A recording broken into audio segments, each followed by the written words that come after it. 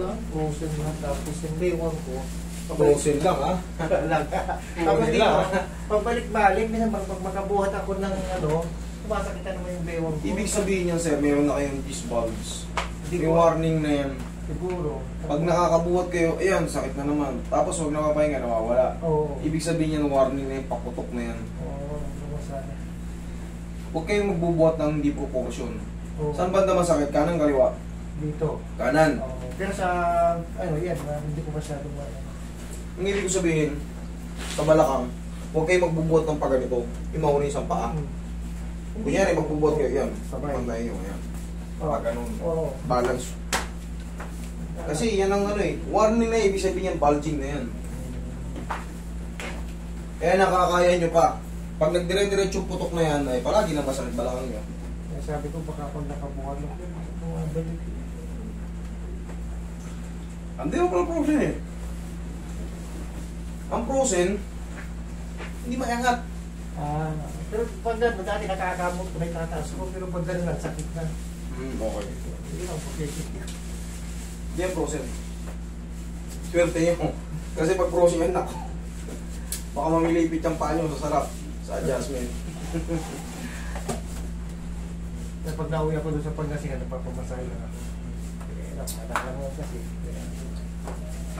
Yung maganda pag regular massage, monthly. Kahit mga isang buwan sa isang buwan.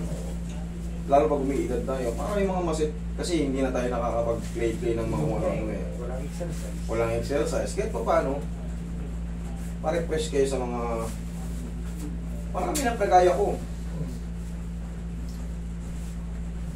Tignan nyo lang. Basta kung matagal na rin yung pinapractice.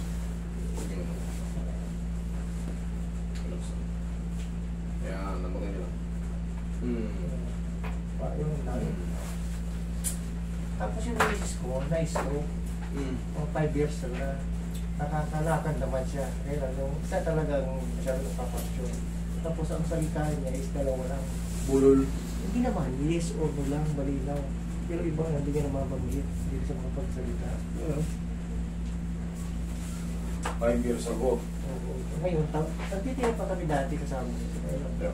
Ayaw.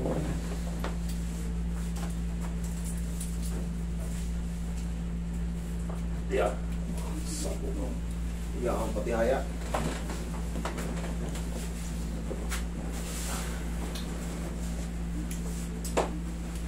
Tapos yung kalamparan mo, minsan parang kinukuryente. O kaya pag matagal akong nakaupo, pag tayo parang... Saan yan? Dahil din yan sa lower back.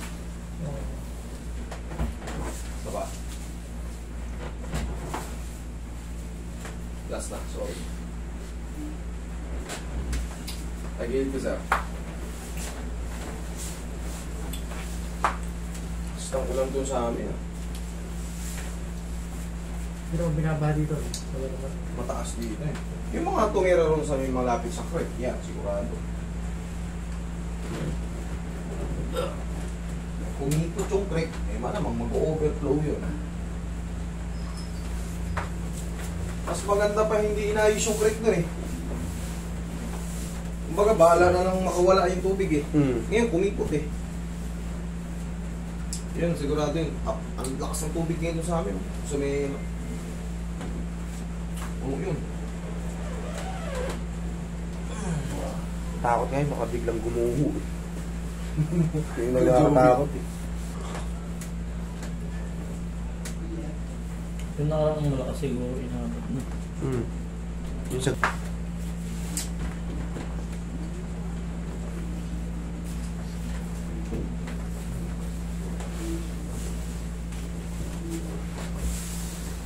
Taas yung malakas.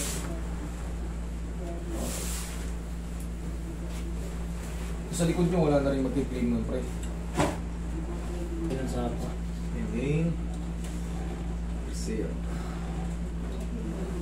Hindi naman. Ano lang to? Ano yan? Nalay lang. Ipit lang to. Ang frozen shoulder kasi, huwag yung pangarapin. Ako napakasakit no. Parang yun ang alam mong words na pag masakit ng braso. Hindi, ano lang to. Ipit lang to. Konting pectus lang to eh. Tsaka pag frozen, pag tinabig mo ng ganyan, aray kagad. Eh, susuntok pa naman eh.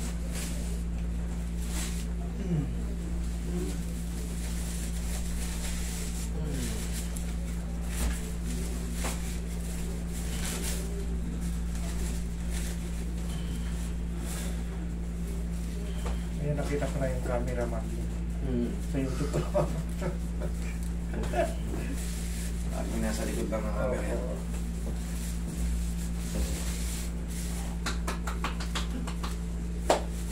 Okay, sir. Tanda mo yung binilin ko ah. Tapos sa umaga, kahit ay isang pitik na. Ah, tsaka, yun nga, kamo, peace sa'yo. Pag nagbubuhat ka mabigat, sumasakit, nakawala. Nakawala. Huwag yung paganyan. Usually, sanay naman ako magbuhat, kaya lang minsan nasa isip ko, kaya. Eh, medyo umiidad din Oo, tayo. sa katawan. Bulging yan. Oo, This sa katawan bulging. din. Warning na yun. Huwag nyo nang hintayin pumutok. Pag pumutok yan, kagaya na rin kayong lumalapit dito. Kaganda. Oo, dahan-dahan mo. Okay? Sige. Wala kayong maliligo ngayon ha? Thank you.